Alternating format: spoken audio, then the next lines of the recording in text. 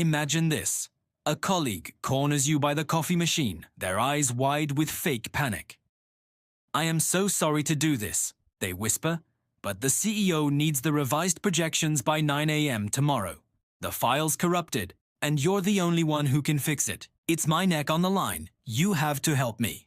Before continuing, subscribe, give a like, activate the bell to be notified when I post the next video, and leave a comment because it takes a second of your time, but it means a lot to me because it helps me grow the channel. Thank you. The pressure is crushing. It's 5 p.m. Your kid has a recital tonight, and this isn't even your project. You can feel yourself starting to cave. That familiar, sinking feeling of being trapped washes over you. You want to say no, but the word gets stuck in your throat, tangled in a web of guilt and their expertly crafted crisis. If you've ever felt that squeeze, you know what I'm talking about. But what if I told you there are specific, powerful ways to instantly defuse these situations and take back control? That feeling of being manipulated, whether it's through pressure, guilt, or someone twisting reality, is one of the most draining experiences there is. It chips away at your confidence, kills your emotional energy, and can make you doubt your own judgment. Manipulators are masters at making you feel responsible for their problems, their feelings, and their emergencies. They thrive on getting an emotional reaction out of you, because once you're hooked by fear or guilt, your logic takes a back seat and they're in the driver's seat. But here's the truth they don't want you to know. Their power is an illusion. It's built on your compliance.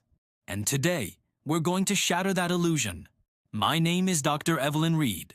As a neuropsychology researcher and corporate consultant, I've spent over a decade analyzing manipulative behavior and, more importantly, developing frameworks to dismantle it. I've seen these tactics everywhere, in boardrooms, families, and friendships. The patterns are shockingly consistent, but so are the solutions. In this video, I'm giving you 6 powerful, actionable strategies to deflect manipulators. These aren't just theories, they're practical tools you can start using today. We'll break down the psychology of why they work, and I'll give you the exact words to use. We'll even revisit our pushy colleague and see how to handle that situation like a pro. By the end of this video, you won't just spot manipulation, you'll be equipped to neutralize it, protect your peace, and take back your power. Strategy 1. Postpone your answer. The first and maybe the most powerful tool in your arsenal, especially against high-pressure demands, is to postpone your answer. Manipulators weaponize urgency.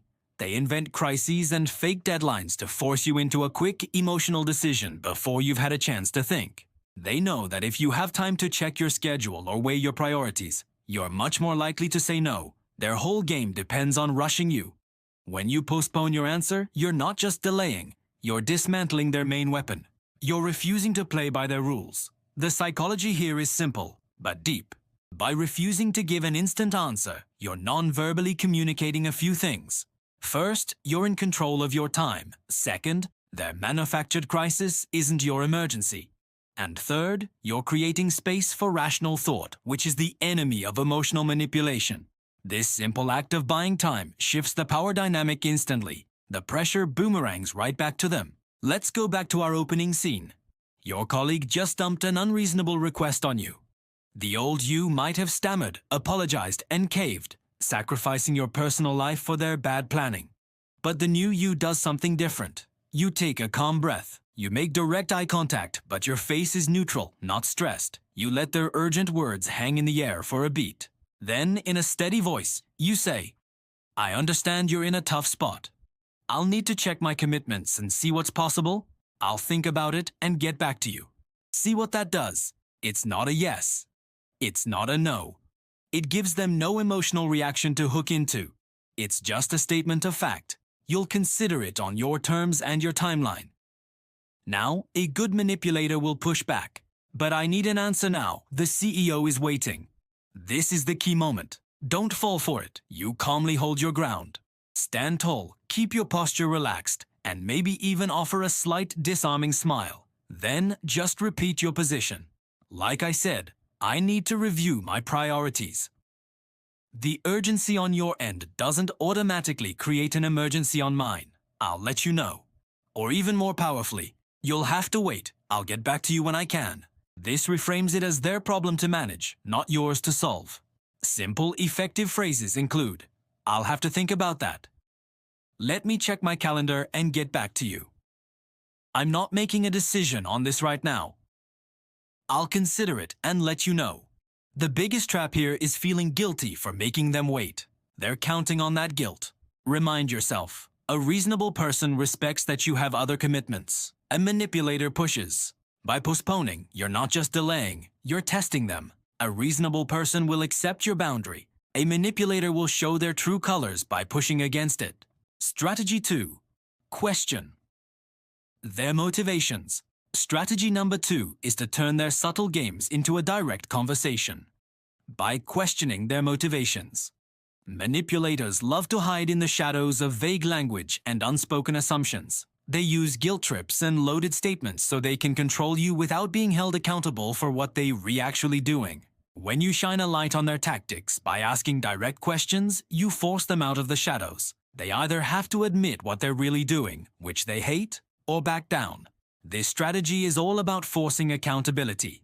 People with manipulative tendencies, what psychologists sometimes call dark triad traits, operate indirectly to maintain plausible deniability.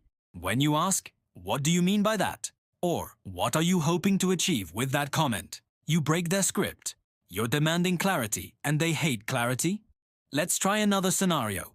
You have a partner who guilt trips you for having your own interests. You mention you're going out with friends, and they sigh. "I guess I'll just stay home alone then. It's fine. Hope you have fun." Classic guilt trip. The words say, "have fun," but the message is, "You're a bad person for leaving me." The old you might have felt that pang of guilt and cancelled your plans. Instead, you use this strategy. You turn to them with a curious, not accusatory tone. "It sounds like you're upset. What do you mean when you say that?" They'll probably be thrown off. They expected guilt, not a question. They might deflect. "Nothing. I said have fun." You hold your ground. "I heard you, but your tone felt different. It feels like you're trying to make me feel guilty for going out. Is that what's happening?" You're naming the tactic. Or let's say a friend makes a passive-aggressive comment after you get a promotion. "Wow, you're so ambitious. Must be all about work these days." The insinuation is that you're a ruthless workaholic. Instead of getting defensive, you ask a simple question. "What do you mean by ambitious?" Or "What are you trying to say?" By making them spell it out, you expose the jab. They're left with two bad choices. Admit they were being passive-aggressive or retreat and say, "Oh, nothing, it was a compliment." Either way, you've neutralized the attack. Remember the acronym JADE. Never justify, argue, defend, or explain. Your job isn't to prove them wrong, it's to make them be clear. Powerful phrases for this strategy. Can you be more specific? What's your intention in telling me this? It feels like there's an unspoken message here. Can you just say it directly? The pitfall here is letting them off the hook when they say, "It was nothing." To make this work, you may need to gently persist. "I just want to make sure we're communicating clearly because it didn't sound like nothing to me." This shows you respect yourself enough to demand honesty. Strategy 3. Look disinterested. Our third strategy is a powerful form of passive defense. Look disinterested. This is often called the gray rock method. Manipulation is an energy exchange. Manipulators are like emotional vampires. They need a reaction from you to feel powerful. They feed on your anger, frustration, and guilt. Your emotional response is their fuel. When you give them none, their engine stalls. By acting completely disinterested, you become as boring as a gray rock. And who wants to talk to a rock? The psychology here is based on reinforcement. Behavior that gets rewarded gets repeated. When a manipulator pushes your buttons and you react, you're rewarding them. You're teaching them their tactics work on you. But when you give them nothing, a flat tone, neutral expression, one-word answers, you're taking away the reward. They'll eventually get bored and go looking for fuel somewhere else. Imagine a family member who loves to stir up drama. They call you with urgent gossip or try to pick a fight over something sensitive. They're looking for a reaction. This is where you become a gray rock. They say, "Can you believe what Aunt Carol did? She's completely out of line and we need to do something." Instead of jumping in, you respond in a monotone voice. "I see." They push harder. Aren't you mad? Don't you think that's outrageous? You give a little shrug, your face showing zero emotion. Noted. You offer no opinions, no arguments, no validation. Your answers are short and boring. Okay. I understand. Uh-huh. Body language is key here. Avoid strong eye contact. Look slightly past them, like you're bored. Keep your body relaxed. Don't fidget. Your entire vibe should scream, I am utterly uninterested in this. This works incredibly well against guilt trips and provocations. When someone says, if you really cared about me, you would do this. A gray rock response is a simple, I understand that's how you feel. You're not agreeing or disagreeing. You're just acknowledging their words like a piece of data. This non-reaction is maddening for a manipulator because it robs them of their power. The main pitfall is worrying that you'll seem rude to others watching.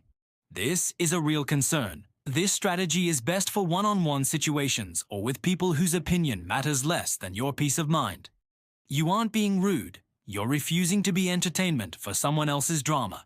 We're halfway through, and if these strategies are already clicking for you, do me a favor and hit that subscribe button. We release new videos every week on the psychology of influence and communication, designed to give you tools to build a life on your own terms.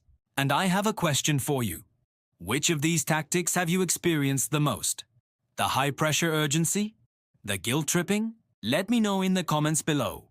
Reading the shared experiences in this community is a powerful reminder that none of us are alone in this. Now, let's get to our final 3 strategies. Strategy 4. Impose boundaries. Strategy number 4 is the bedrock of self-respect. You have to impose firm boundaries. Manipulators are limit testers. They push a little, see if you bend, and if you do, they push harder next time. They're constantly looking for the path of least resistance. A boundary is a clear signal, a line in the sand that says, this far and no further. Without clear, enforced boundaries, you're leaving the door wide open. The psychology of boundaries is about self-worth and consistency. When you set a boundary, you're saying, my needs, my time, and my well-being matter. When you consistently enforce it, you teach others how to treat you. An unenforced boundary is just a suggestion, but an enforced boundary becomes a fact of life. Manipulators look for easy targets, and a person with strong boundaries is not an easy target. Let's go back to that family context. Imagine you have a parent who gives constant, unsolicited advice about your career or finances. They call it caring, but it feels like criticism and control. It's time to set a boundary. The next time it happens, you wait for them to finish, take a breath, and say calmly but firmly, Mom, I love you, and I know you mean well, but my career choices are not up for discussion. I need you to respect that. That's the boundary. Now comes the enforcement. They will almost certainly test it. They might get defensive, I'm just trying to help, or try a guilt trip. I guess a mother can't care about her child anymore. Don't argue, don't defend the boundary, just enforce it. I'm not going to discuss this with you. If you bring it up again, I'm going to have to end the conversation. And if they do it again, you follow through. Like I said, I'm not discussing this. I have to go, talk to you tomorrow. And you hang up or leave the room. The key is the consequence. The boundary is the rule.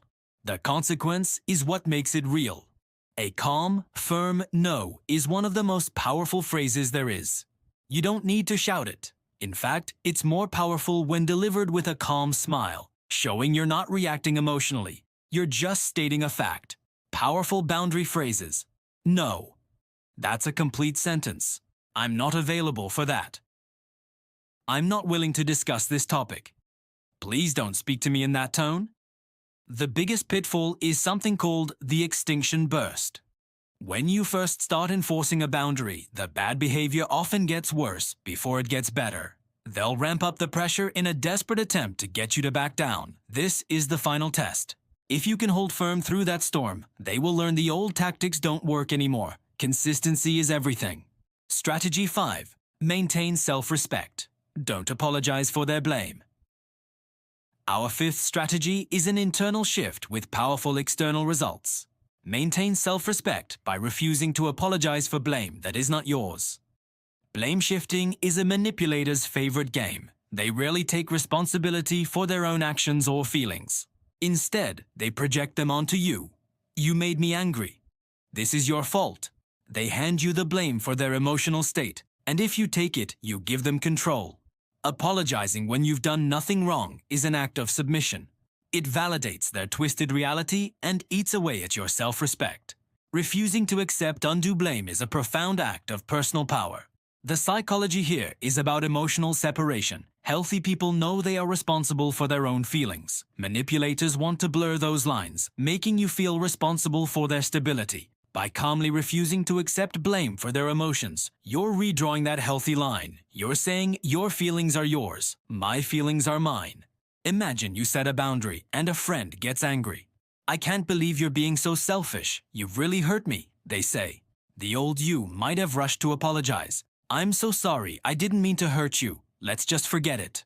But the new you understands. You can be empathetic without apologizing for your decision. You can say, I'm sorry to hear you're hurt. That wasn't my intention. However, my decision stands. See the difference?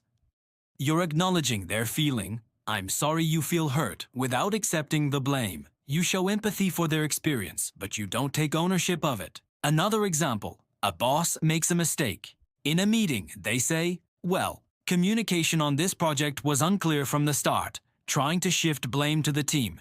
Instead of just taking it, a team member could say, I'd be happy to review our communications to see how we can improve the process for next time. This is proactive and non-confrontational, but it implicitly rejects the blame and moves the focus to facts, not accusations. Powerful phrases to maintain self-respect. I'm not responsible for your feelings. I understand that's your perspective. I hear you, but I disagree with that. That blame doesn't belong to me. The biggest struggle here is the internal battle with guilt. Many of us are trained to be peacemakers. It will feel uncomfortable at first. You have to remind yourself, apologizing for something that isn't your fault is a form of self-betrayal. Your self-respect is more important. Strategy 6. Apply fogging. Our final strategy is a sophisticated verbal martial art known as the fogging. It is the art of disarming criticism by calmly acknowledging a tiny sliver of truth in what they are saying without agreeing to the overall attack. Imagine someone throws a verbal punch. Instead of blocking it, arguing or punching back, retaliating, you become like a thick fog. The punch goes right through you, meeting no resistance. The attacker is left off balance, their aggressive energy gone. Fogging works because it's so unexpected. An attacker expects a fight, not an agreement. When you agree with a tiny part of their criticism, it short-circuits their brain. It de-escalates the situation instantly and puts you in control. Let's say a know-it-all relative says, "You're spending way too much on that car. That's a completely impractical choice." An argumentative response is, "It's none of your business." This is the fight they want. A fogging response is to find one tiny thing you can agree with. You could say calmly, "You're right. It probably isn't the most practical car on the market." And then you pause. That's it. You don't defend your choice. You don't explain your finances. You just agree with that small, objective truth. Their attack is neutralized. What can they say? Yeah, it is impractical. You already agreed. The argument has nowhere to go. Then you can change the subject. Another example. Your manager says critically, "This report could have been more thorough." Instead of getting defensive, you fog them. "You're right. There's always room for more detail." You agreed with the general principle that things can always be more thorough without admitting your report was bad. You validated their right to an opinion without accepting their criticism as a failure. It's a masterful way to end a conflict before it starts. Key fogging phrases. "You're probably right about that." "That might be true." "I can see why you'd think that." That's one way to look at it. The main pitfall with fogging is getting dragged back into the argument. Once you fog them, pivot, change the subject, ask a question, end the conversation. The fog creates a moment of confusion. Use that moment to make a graceful exit. So, let's recap the 6 strategies. 1. Postpone your answer. To break their fake urgency. 2. Question their motivations. To drag their tactics into the light. 3. Look disinterested. To starve them of the reaction they crave. 4. Impose boundaries. To teach them where your line is. 5. Maintain self-respect. By refusing to accept blame that isn't yours. And 6. Apply fogging. To disarm criticism with partial agreement. Manipulation thrives on confusion, guilt, and fear. Each of these strategies is a tool for clarity, confidence, and control. They work by denying the manipulator the one thing they need: your emotional cooperation. I want you to imagine something. A week from now, a colleague tries to pressure you. A friend tries to guilt trip you, but this time it's different. You don't feel that old panic. Instead, you feel calm. You recognize the game. You take a breath and you choose a strategy. You see the flash of surprise in their eyes as their tactic fails. You feel the power shift back to you. You walk away not feeling drained, but feeling stronger and more in control than ever. This isn't a fantasy. This is what happens with practice. Real power isn't about controlling others. It's about making sure they can't control you. Start small. Pick just one of these strategies. Which one will it be? Let me know in the comments which strategy you're going to try first this week. Sharing your commitment is a powerful first step. And if you want to dive deeper into building unshakable confidence, be sure to watch this video next, where we break down the 3 pillars of psychological resilience. Thanks for investing this time in yourself. Stay aware and protect your energy.